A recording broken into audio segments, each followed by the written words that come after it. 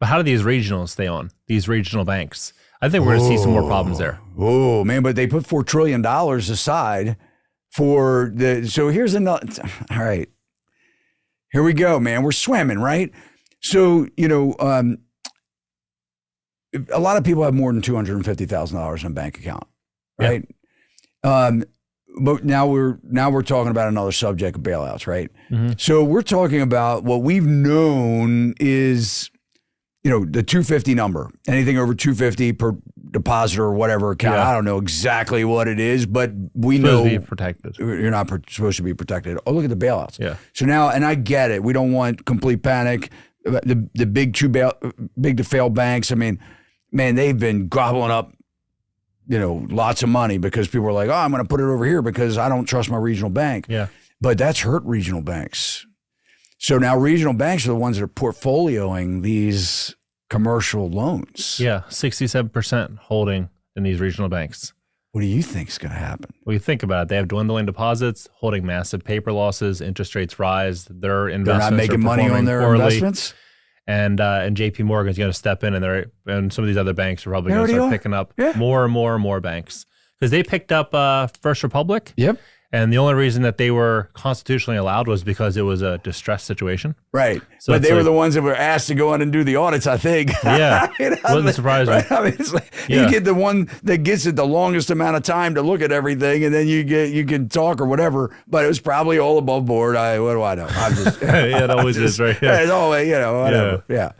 Yeah, the whole thing. It doesn't make any logical sense that we wouldn't see more of these situations if we keep applying the heat to it. I think the big opportunity is going to be for the people that have money to be able to pick up. So a lot of people don't realize the amount of default that's happening in the commercial real estate side just from the tenants and the vacancies. Tenants not making rent, and vacancy rates are increasing like crazy. Yeah, you heard about that deal in San Fran? No. It traded in 2019 for $300 million. Okay. And now it's under contract for $60 million. 75% vacant. Wow. The rented 25 units are going down in rental rates. This is multifamily? No, commercial. Oh, okay. Yeah, it was a 350,000 square foot building. A huge commercial building on California Street in San Fran. Actually, I think I did hear that. Yeah. And I think there's a couple. So is it the same owner that has assets? Are they in the mall business? No, you're thinking Brookfield. I'm thinking of Brookfield. Brookfield got crushed too. But New York also put something out as well saying that office buildings are going to be going down by 40%. Yeah. So it's like if they're bringing in 20% of the tax revenue for the city, and these how? And these buildings are going through functional obsolescence. I mean, everything. Structural obsolescence. I mean, the building materials. I mean, they need complete renovations. They're going to end up tearing them down. Right. So, I mean, what are you selling? Well, they're saying in LA anyway, that they need to bring more housing units in like the next 6.5 years, 255,000 housing units they want to bring. And they're talking about a major way to do that is these office conversions. Yeah. Which is like, imagine if you own a single family home in that area, say Westlake Village or Boyle Heights or one of these nice areas. And in your community, the median income is say 75,000 or 100,000. And then boom, 5 or 6 big buildings become lower income, and then the incomes drop by 20 or 30%, and now the city is much more dense in your neighborhood. What is that going to do to your property value? Likely, it's going to reduce it.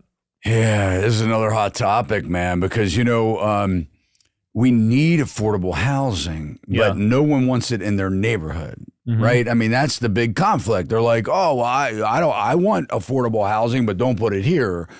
And, so there has to be some kind of a solution, man. I don't know what that solution is, but man, we do need affordable housing. But you're right. These buildings are perfect. So when you have a commercial building, I'll give you an example.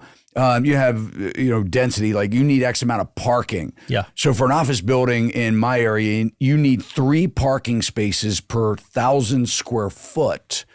And for a 2-bedroom apartment, you need 1.5 parking spaces for a 2-bedroom, right? So a lot of times you're reducing the density. So it's a walkthrough permit basically to get your approval because you're taking it from commercial to residential. So that's when they want to mix use, put the retail on the first floor, offices, and then apartments. But the stuff that we see being converted, man, it ain't affordable. Yeah. I mean, these apartments are thousands of dollars a month.